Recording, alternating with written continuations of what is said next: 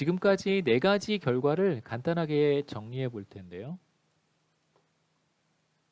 GDP 디플레이터의 증가율, 이 식을 한번 보시죠. GDP 디플레이터의 증가율은 뭐와 같냐면 분자의 변수, 너미널 GDP의 증가율 마이너스 분모에 있는 변수, 리얼 GDP의 증가율과 같다. 물론 이제 근사적으로 같다 이렇게 얘기할 수 있고요. 이 식을 이제 조금씩 바꾸면 이렇게도 바꿨을 수 있습니다.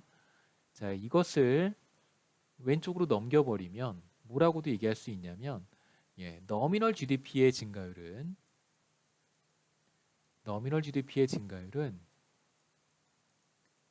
GDP 디플레이터의 증가율 더하기 리얼 GDP의 증가율과 같다 이렇게 말할 수 있겠죠. 단순히 이제 이것을 왼쪽으로 넘겨주면요. 자, 이 결과는 우리가 앞에 슬라이드에서 봤던 내용과 같습니다. 한번 보시죠.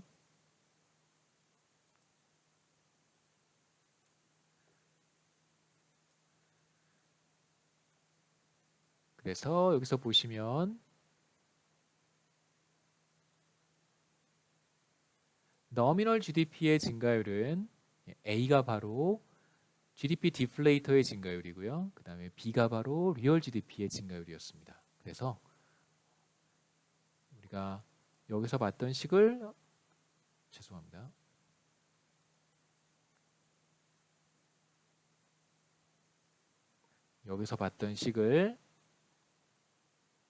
그대로 적용할 수 있습니다. 그래서 그냥 일반적으로 이런 식이 있다고 생각해 보시죠. G는 어떤 변수인데요. X 곱하기 Y다. 자, 이런 변수가 있다면 G의 증가율은 X 증가율 더하기 Y 증가율이다. 이렇게 얘기를 하고요. 그 다음에 뭐 W라고 하는 변수는 X 변수 나누기 Y 변수다. 라고 하면 W의 증가율은 분자에 있는 변수 증가율 마이너스 분모에 있는 변수 증가율이다. 이렇게 얘기합니다. 그래서 이 정도는 기억해 두시면 나중에 증가율을 그냥 쉽게 빠르게 계산할 수 있기 때문에 알아두시면 도움이 될 거라고 생각합니다. 자, 이제 우리가 앞의 예에서 체인 웨이티드 방식으로 리얼 GDP 증가율을 계산을 했었습니다. 그 다음에 명목 GDP는 쉽게 계산할 수 있으니까 명목 GDP의 증가율도 계산을 했습니다. 첫 번째 우리가 너미널 GDP의 증가율을 계산을 했고 리얼 GDP의 증가율을 이어서 계산을 했습니다. 자, 그러면 이거 한번 생각해 보시죠. GDP 디플레이터는 너미널 GDP 나누기 리얼 GDP라고 했습니다. 그리고 이 식으로부터 우리가 어떤 결론을 도출했냐면 P의 증가율은 Y의 증가율 마이너스 스몰 y의 증가율과 같다. 이렇게 얘기를 했었는데요. 지금 우리가 얻은 결론은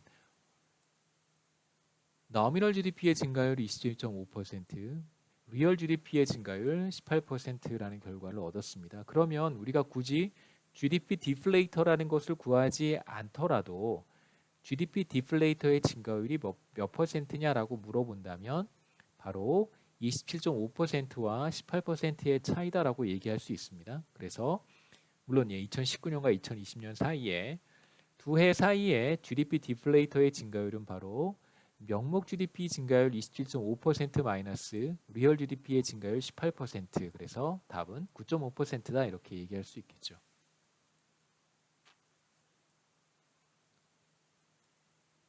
이 문제는 뭐 간단하니까요. 제가 중간 시험에 한번 여러분들에게 확인차 물어보겠습니다.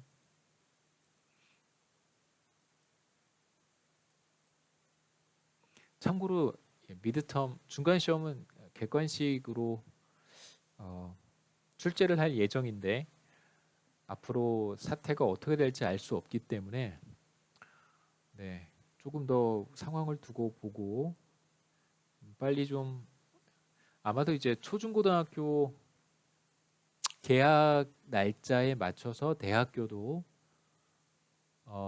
오프라인 강의를 시작할 것 같습니다. 그게 아마 지금 뭐 여러 가지 사회 활동 뭐 그런 것에 이제 기준이 될 것 같아요. 교육부의 방침에 따라서 물론 이제 교육부가 단독으로 결정할 문제는 아니겠지만 이제 협의를 통해서 계약 날짜를 정하겠지만 이제 그 날짜가 바로 저희들 이제 오프라인에서 만날 수 있는 날짜가 될 것 같은데요.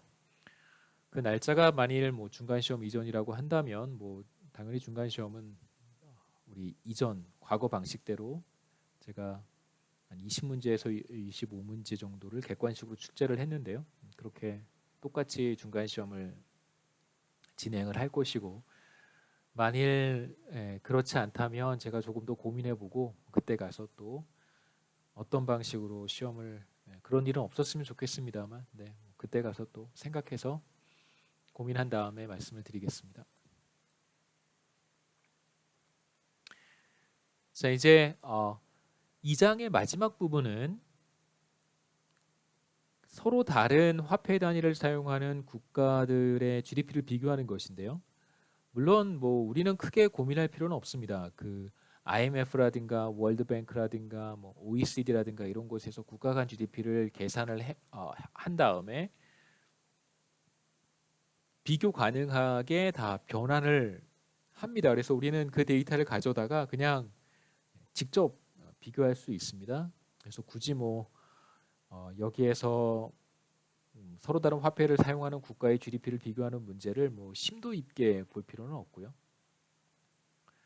사실 이제 우리 뭐 과거에는 이런 것들이 중요했었어요. 그러니까 어떻게 변환하는가 이런 것들을 좀 자세히 보는 게 중요했는데 제 생각에 최근에는 데이터가 주어지면 이 데이터를 가지고 어떻게 활용할 것인가를 조금 더 비중 있게 보는 것 같아요. 그래서 간단하게 그 PPP 환율이라는 것을 쓸 텐데 서로 다른 화폐 단위를 사용하는 두 국가의 GDP를 비교하기 위해서 한 국가의 환율 혹은 두 개 국가의 화폐 단위를 동시에 PPP 환율을 적용을 해서 동일한 화폐 단위로 바꿀 텐데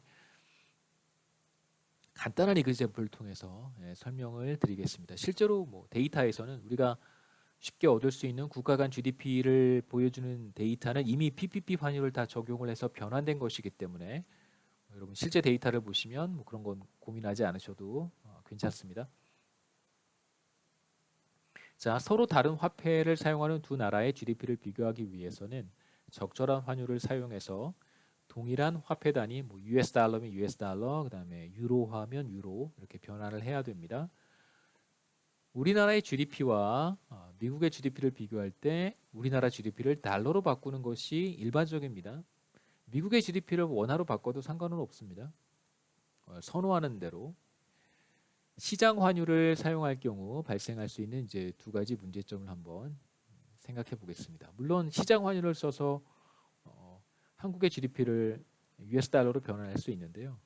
시장 환율이 최근에 굉장히 1,300원까지 올라갔기 때문에 그러한 환율을 사용하는 것이 과연 적절한지 다시 말씀드리면 2019년의 GDP를 우리가 알고 있습니다. 명목 GDP를 알고 있습니다.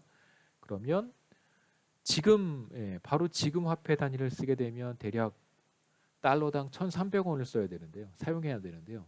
불과 2주 전만 해도 달러당 한 1,150원 정도면 괜찮았었습니다.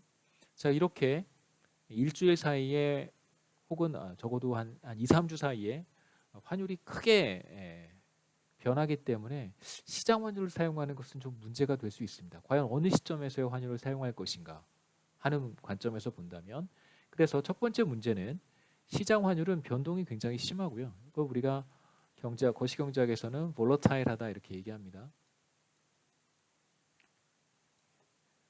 그러니까 변동성이라고 하는 지표가 여러 가지가 있는데 그냥 우리가 환율 같은 게 변동성, 환율의 변동성 이럴 때는 뭐 volatility 이런 표를 많이 쓰고요. volatility.